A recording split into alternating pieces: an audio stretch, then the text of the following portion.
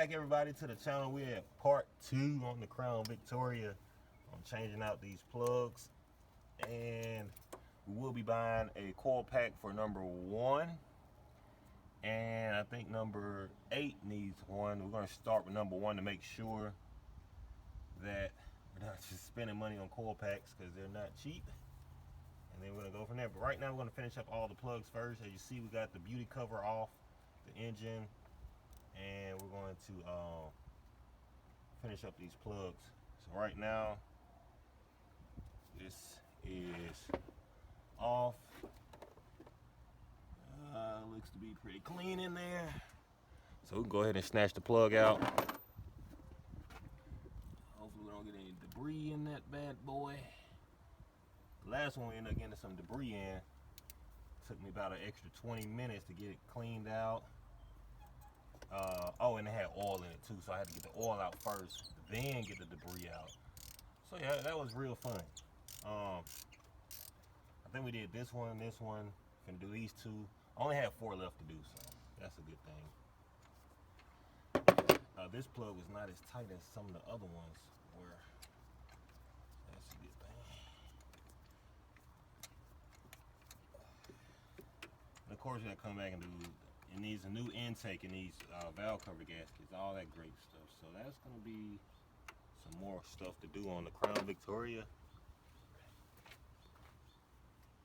All right, we got our magnet right here.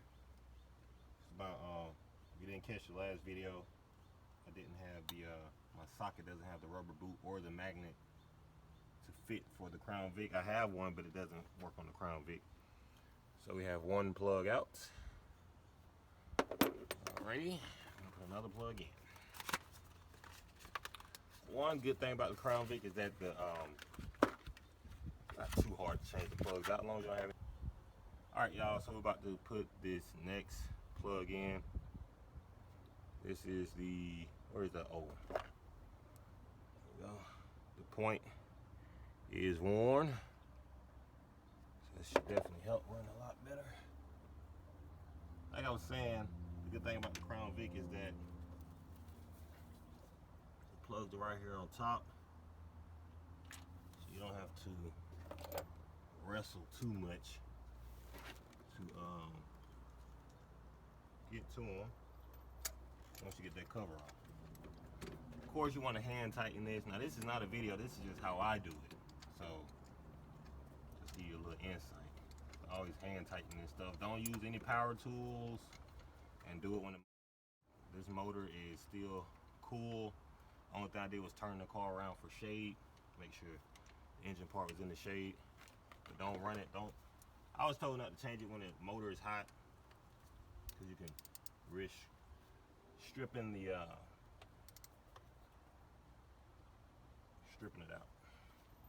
Don't over tighten it. And that bad boy is complete. I need to get some grease, electric grease, but that'll be for another day.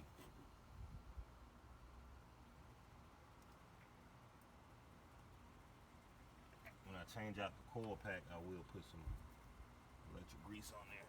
I might have to come back and redo these again. Okay. So on this, it was kind of corroded, so I put some WD-40 on here to help get it back in there without having any issues, like I did on that back one back there on number 8.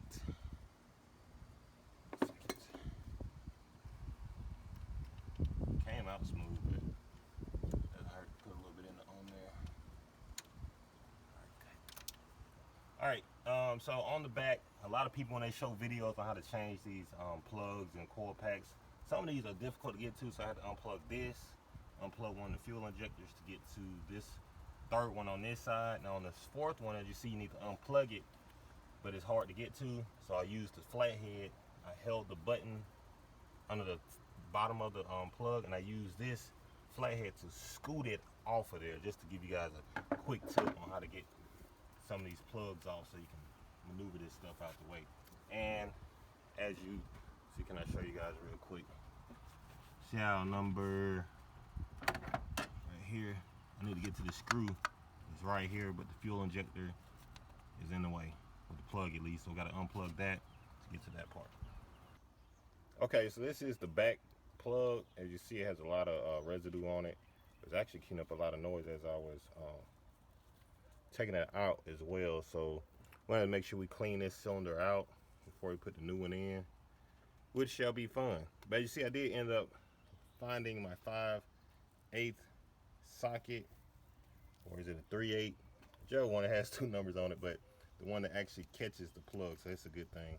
But I found this, and it's the rubber is stuck on the plug. But yeah. Ready? All right, everyone. So of course we say the best for last, and that is you have to remove this arm right here to go to the out filter to get to these two. Now this one you can just about almost get to it without having to move the arm. We're gonna move it anyway because I would definitely have to remove it to get to this one, and hopefully this is not in the way of that one.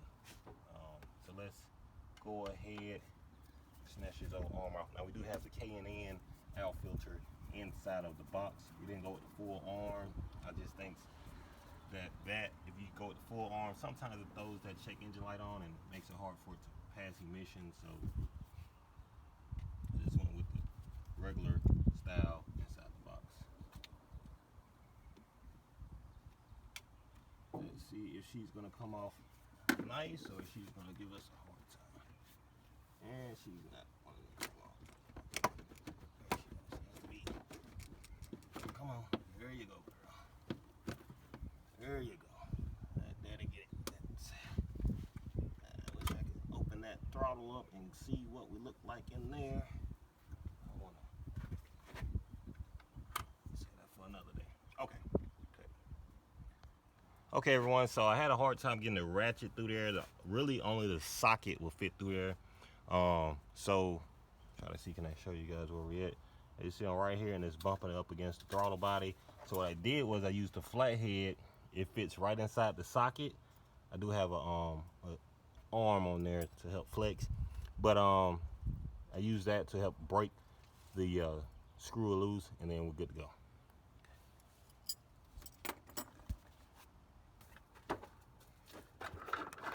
I had to come back.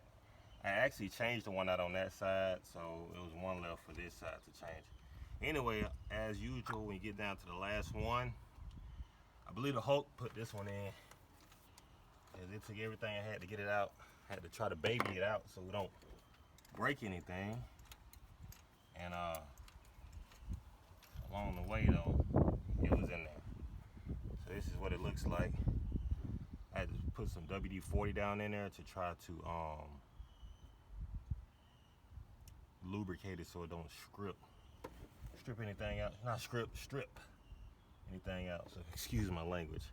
I have to wrestle with this one.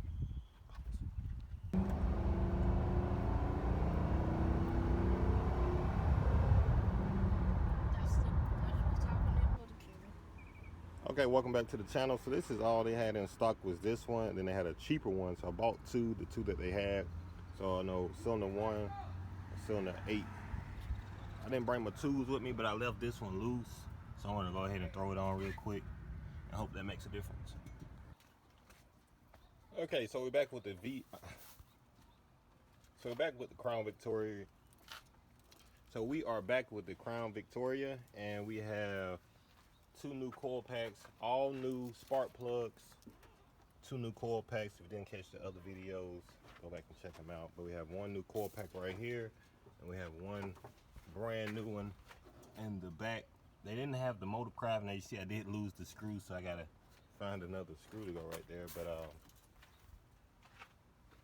we're gonna take it out on another test drive, and hopefully this works, because if not, then I know the EGR light had came on, so we're gonna do the EGR system and figure out if there's an issue or vacuum leak. I know that it has a slight leak right here from the winter time. Some antifreeze was spraying out a little bit, so hopefully that's not the issue. And the new plugs, 2 new coil packs has fixed the issue, because the light came on for this one and that one, number 1 and number 8. So let's go ahead, reconnect the battery so I can reset the computer and go from there.